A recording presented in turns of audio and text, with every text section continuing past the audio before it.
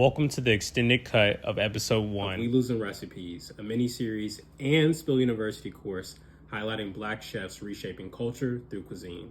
I'm your host, Kitchen Ebonics. Today, we're focused on the queen of Creole cooking, Lena Richard. Richard's story is one of inspiration, her ability to use food as a means of telling and preserving Black stories. As previously mentioned, her work began in the homes of Southern whites doing domestic work. She was no stranger to building bridges, having operated desegregated restaurants in the Deep South.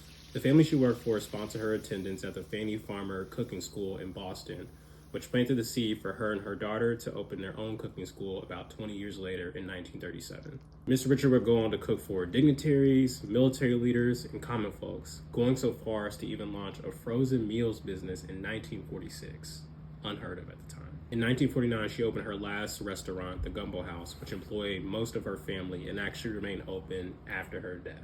Richard sadly passed away in 1950 at the young age of 58. Her legacy lives on through her accomplishments and her recipes. And you should also know Ms. Lena was with the smoke when it came to the kitchen. As her fellow Southern brothers of Outcast would say, the South got something to say when it comes to this kitchen.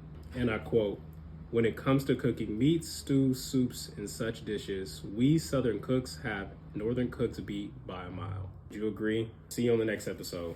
Peace.